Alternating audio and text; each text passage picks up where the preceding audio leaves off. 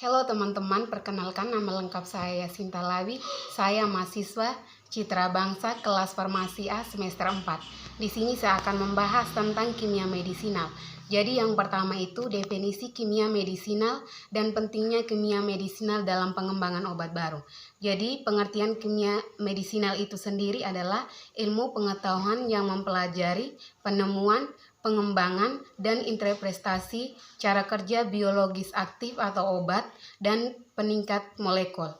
Jadi kimia medisinal juga melibatkan studi, identifikasi, dan sintesis produk, metabolisme obat, dan senyawa yang berhubungan.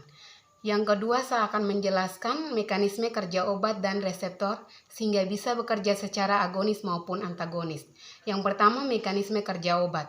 Terdapat dua jenis obat berdasarkan efeknya terhadap reseptor intrinsik tubuh. Yang pertama, agonis.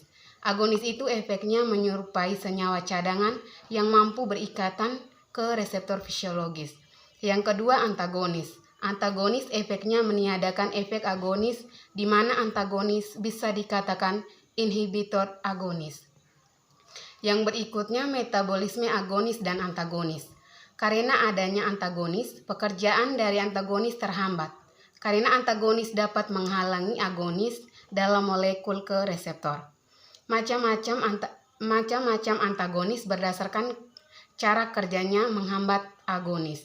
Yang pertama, antagonis kompetitif. Antagonis kompetitif dengan agonis untuk melekat ke reseptor agonis. Jika melekat, maka agonis tidak dapat mencapai ke reseptor, kecuali dengan syarat konsentrasi agonis ditambahkan.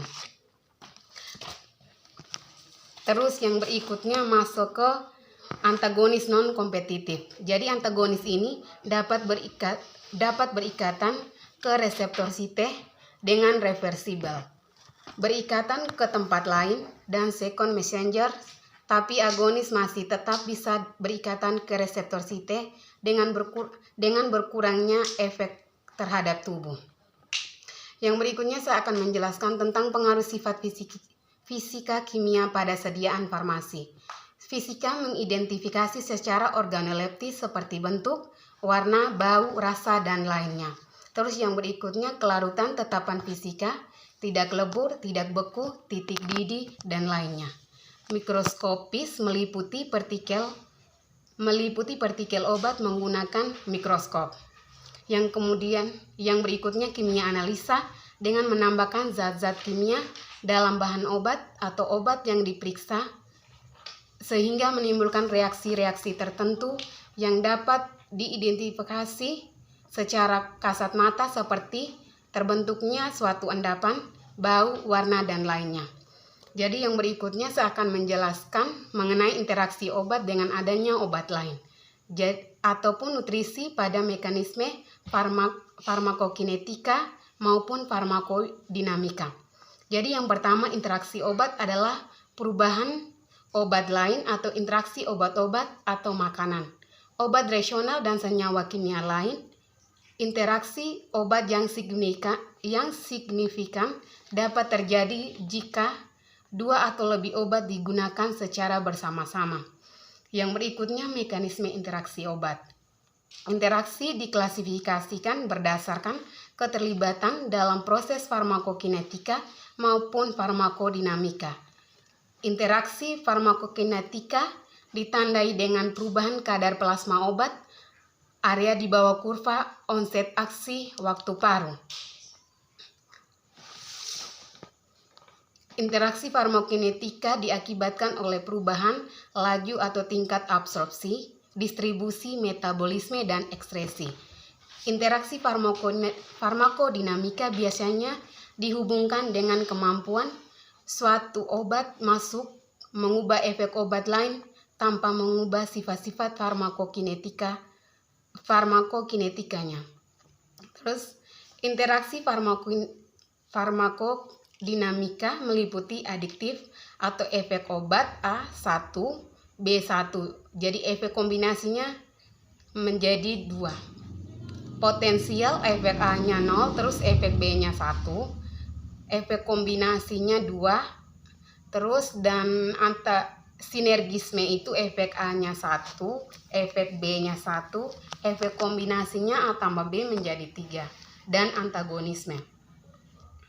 Mekanisme yang terlihat dalam interaksi farmakodinamika adalah perubahan efek pada jaringan atau reseptor.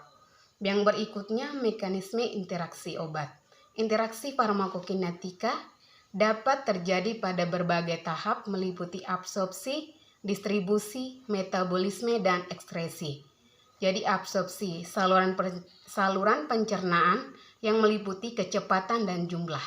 Terus yang keduanya ikatan obat protein, yaitu berdasarkan obat meliputi obat aktif dan tidak aktif. Yang berikutnya mekanisme hepatik meliputi indikasi enzim atau penurunan konsentrasi obat dan inhibitor enzim, peningkatan konsentrasi obat. Yang berikutnya interaksi farmakodinamika meliputi sinergisme kerja obat, antagonisme kerja obat, efek reseptor tidak langsung, gangguan cairan tidak langsung, gangguan cairan dan elektrolit. Yang berikutnya mengapa respon pasien pada suatu obat bisa bervariasi. Variasi obat ini lazim terjadi karena kerja obat di dalam tubuh kita dipengaruhi oleh berbagai macam faktor, antara lain. Yang pertama kita lihat dari ukuran tubuh. Ukuran tubuh seseorang dapat mempunyai seberapa banyak dosis obat yang harus diberikan pada seseorang. Biasanya perhitungan dilakukan berdasarkan bobot badan, dapat dilakukan dengan body surface. Jadi yang berikutnya kita dapat lihat dari usia. Jadi usia berhubungan erat dengan kondisi organ tubuh seseorang, terutama ginjal dan hati. Ginjal dan hati itu berperan penting dalam membuang obat dari dalam tubuh. Yang berikutnya toleransi dan resistensi. Beberapa obat jika dikonsumsi secara terus-menerus dalam jangka waktu yang cukup panjang dapat menyebabkan sesuatu yang disebut toleransi. Yang berikut kita dapat lihat juga dari makanan yang sering kita konsumsi. Yang berikutnya cara penyimpanan obat. Kesalahan penyimpanan obat akan membuat kadar obat menurun. Yang berikutnya kondisi psikologis. Jadi kondisi psikologis juga dapat mempengaruhi kerja obat yang dikonsumsi. Yang berikutnya apa yang dimaksud dengan afinitas dan aktivitas intrinsik. Jadi afinitas di sini merupakan kemampuan untuk mengikat reseptor. Terus aktivitas intrinsik, kemampuan suatu obat untuk menimbulkan suatu efek. Terus yang berikutnya masuk ke pengaruh fase farmaseutika, farmakokinetika, farmakodinamika terhadap aktivitas obat. Yang pertama itu tablet dengan zat aktif, terus ke tablet pecah, kemudian granul pecah, zat aktif terlepas dan larut. Yang berikutnya obat tersedia untuk resensi dan masuk ke reabsorpsi, metabolisme, distribusi, dan ekstraksi. Kemudian obat tersebut tersedia untuk bekerja. Yang berikutnya fase farmakokinetika. Yang berikutnya interaksi dengan reseptor yang di tempat kerja dan akan menimbulkan efek. Baik, terima kasih.